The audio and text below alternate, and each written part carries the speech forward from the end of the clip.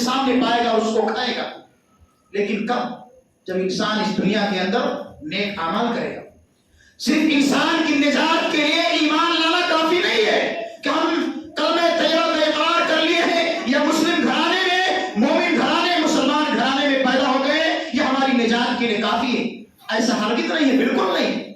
انسان کو اگر کامیابی چاہنی ہے، جنت کے اندر داخلہ چاہنا ہے اور جہنم کے عذاب سے اپنے آپ کو بچانا ہے تو اس دنیا کے اندر ایمان لانے کے ساتھ ساتھ کثرت سے نیک اعمال کرنے پڑیں گے.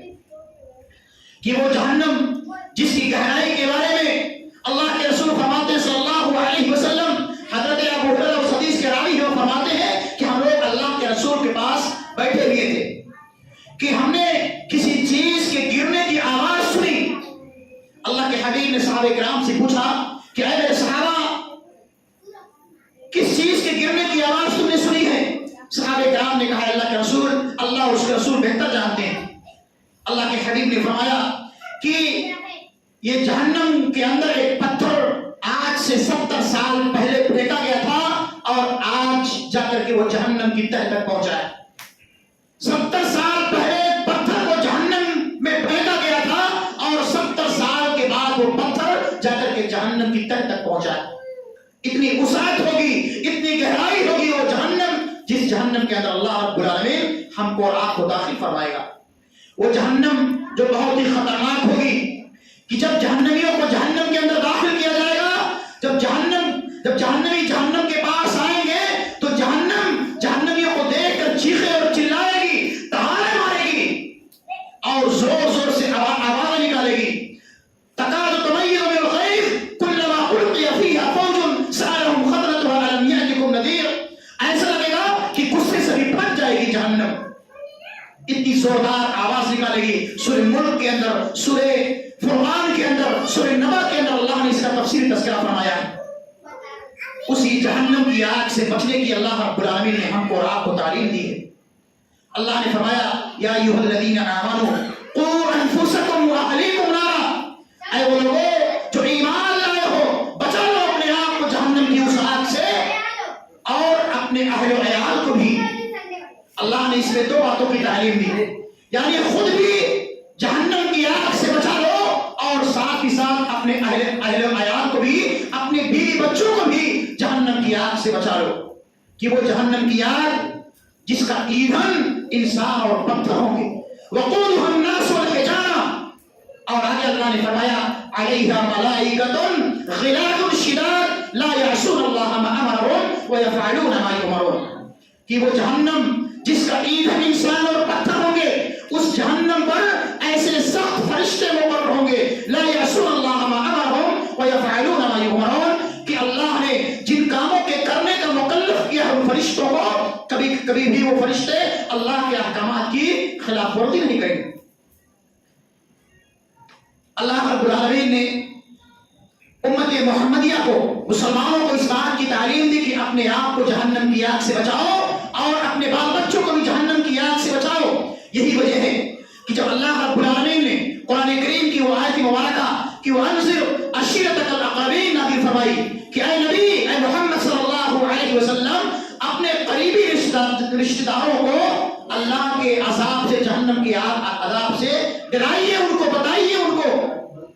اللہ کے رسول جناب محمد رسول اللہ صلی اللہ علیہ وسلم نے اس آیت مبارکہ کے ذریعے سے بات معلوم ہوتی ہے کہ انسان پر اللہ نے یہ ذمہ داری عائد کی ہے کہ جہاں وہ اپنی اصلاح کرے وہی اپنے اہل خانہ کی بھی اصلاح کرے، اپنے بال بچوں کی بھی اصلاح کرے. اگر انسان خود نمازی ہے، روزے دار ہے، تو اپنے بال بچوں کو بھی نماز پڑھنے کی ترغیب کرے. اللہ کے حبیب نے فرمایا تھا کہ مروا اولادکم بالصلاۃ وهم ابناء 7 سنین واضربوهم علیہا وهم ابناء 10 سنین. جب تمہارے بچے 7 سال کی عمر کو پہنچ جائے انہیں نماز پڑھنے کا حکم دو. واضربوهم علیہا وهم ابناء 10 سنین. اور جب تمہارے بچے 10 سال کی عمر کو پہنچ جائے اور نماز نہ پڑھیں، ایسی صورت میں ایک گھر کے ذمہ دار کی، بڑے بوڑھے کی، گھر کے سرپرست کی ذمہ داری بنتی ہے کہ ان کو ڈانٹ کر کے، سمجھا کر کے اپنے ساتھ مسجد لے کر کے آئے. وَأَنذِرْ عَشِيرَتَكَ الْأَقْرَبِينَ. اپنے قریبی رشتہ داروں کو آپ جہنم کے عذاب سے ڈرائیے. یہ ہم سب پر ذمہ داری عائد ہوتی ہے. اللہ کے حبیب نے فرمایا تھا کلکم راع وکلکم مسئول الامام رائی وهو مسئول عن رعیتہ، کہ ہم میں سے ہر انسان ذمہ دار ہے، چرواہا ہے. کل قیامت کے دن ہمارے ماتحتین کے متعلق، ہمارے بال بچوں کے متعلق اللہ رب العالمین ہم سے پوچھ تاچھ کرے گا. ایک قوم کا سردار امام اپنے ماتحتین کا ذمہ دار ہے. والرجل رائی وهو مسئول عن رعیتہ، ایک گھر کا سرپرست بڑا بوڑھا اپنے گھر والوں کا ذمہ دار ہے. والمرأة راعیۃ فی بیت زوجها وہی مسئولۃ عن رعیتها، ایک گھر کی عورت اپنے بال بچوں کی، اپنے شوہر کے گھر کی ذمہ دار ہے. وہی مسئولۃ عن رعیتها، اس عورت سے، اس خاتون سے، اس بیوی سے، اس ماں سے، اس کے شوہر اور اس کے بچوں کے متعلق اس سے پوچھ تاچھ کی جائے گی. فکلکم راع وکلکم مسئول عن رعیتہ، ہم میں سے ہر انسان ذمہ دار ہے اور ہم میں سے ہر انسان کے ماتحتین کے متعلق کل قیامت دن اللہ رب العالمین پوچھ تاچھ کرے گا. اگر ہم خود نمازی ہیں، روزے دار ہیں، تقوی شعار ہیں، تو اگر ہم اپنے بچوں کو، اپنے گھر والوں کو، اپنے سماج کی اصلاح کی فکر نہیں کرتے ہیں تو کل قیامت کے دن آپ کی بھی گریبان پکڑ لی جائے گی اور آپ اللہ کے سامنے کوئی جواب نہیں دے پاؤ گے. اس لیے میرے بھائیو، بزرگوں، میری ماں اور بہنوں، ہم خود نمازی بنیں، اپنے بال بچوں کو بھی نماز پڑھنے کی تلقین کریں، خود نیک اعمال کریں، اپنے بچوں کو بھی، اپنے گھر والوں کو بھی نماز پڑھنے اور نیک اعمال کرنے کی ترغیب دیں. جب یہ آیت مبارکہ وَأَنذِرْ عَشِيرَتَكَ الْأَقْرَبِينَ نازل ہوئی تو اللہ کے رسول جناب محمد رسول اللہ صلی اللہ علیہ وسلم کوہ صفا کی پہاڑی پر چڑھ کر کے آپ نے اپنے خاندان کے لوگوں کو بلایا کہ اے بنو ہاشم، اے بنو عبد المطلب، اے بنو مرہ بن کعب، اے فلاں، اے فلاں، اے فلاں. جب تمام قبیلے کے سردار اکٹھا ہو گئے تو اللہ کے رسول نے اعلان کیا تھا کہ انقذوا انفسکم من النار، اے میرے خاندان کے لوگوں، تم اپنے آپ کو جہنم کی آگ سے بچا لو، بچا لو اپنے آپ کو جہنم کی آگ سے. یہاں تک کہ اللہ کے رسول نے اپنی پھوپھی حضرت صفیہ بنت عبد المطلب سے بھی خطاب کرتے ہوئے کہا تھا کہ اے میری پھوپھی صفیہ، تم بھی اپنے آپ کو جہنم کی آگ سے بچا لو، اس لیے کہ کل قیامت دن میں تمہارے کسی کام نہیں آؤں گا. اپنی بیٹی حضرت فاطمہ بنت محمد کے بارے میں کہا تھا کہ اے میری بیٹی فاطمہ، تم بھی اپنے آپ کو جہنم کی اس آگ سے بچا لو جس کا عذاب بہت ہی خطرناک ہے، جس کا ایندھن انسان اور پتھر ہوں گے. فَإِنِّي لَا أَمْلِكُ لَكُم مِّنَ اللَّهِ شَيْئًا، کیوں؟ اس لیے کہ میں کل قیامت کے دن تمہارے کوئی کسی کام نہیں آ سکوں گا. آج تم دنیا کے اندر اگر مجھ سے کسی چیز کا مطالبہ کرتی ہو، اگر وہ چیز میرے پاس ہے میں دینے کی کوشش کروں گا، لیکن کل قیامت کے دن میں تمہیں ایک نیکی نہیں دے پاؤں گا. کون کہہ رہا ہے؟ دونوں جہان کے سردار، تمام انبیاء کرام کا سردار، خاتم النبیین، جو اللہ کا سب سے زیادہ چہیتا ہے، وہ کہہ رہا ہے کس کے متعلق؟ اپنی سب سے چہیتی بیٹی حضرت فاطمہ کے بارے میں کہہ رہا ہے کہ تم اپنے آپ کو جہنم کی اس آگ سے بچا لو کہ کل قیامت کے دن میں تمہارے کسی کام نہیں آ سکوں گا.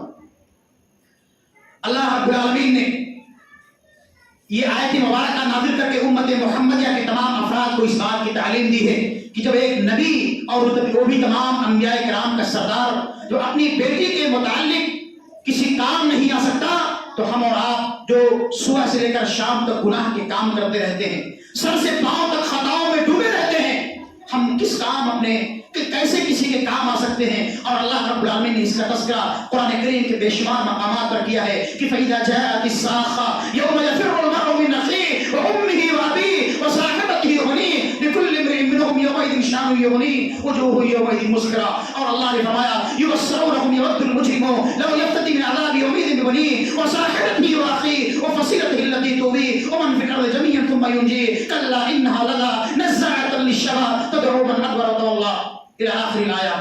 کہ وہ جہنم جو انسان کے جسم کے اور اس کے چہرے کے کھال کو ادھیڑ کر کے رکھ دے گی، وہاں کوئی کسی کا پرسان حال نہ ہوگا، نہ ایک بیٹا اپنے باپ کے، نہ باپ بیٹے کے، نہ بیوی شوہر کے، نہ شوہر بیوی کے کچھ کام نہیں آئیں گے، کوئی کسی کا پرسان حال نہیں ہوگا. ہماری نیکیاں جو ہم اس دنیا کے اندر کرتے ہیں، یہی نیک اعمال کل قیامت میں ہمارے کام آنے والی. یہی وجہ ہے کہ اللہ کے رسول جناب محمد رسول اللہ صلی اللہ علیہ وسلم نے اپنی امت کو اس بات کی تعلیم دی تھی کہ اتقوا النار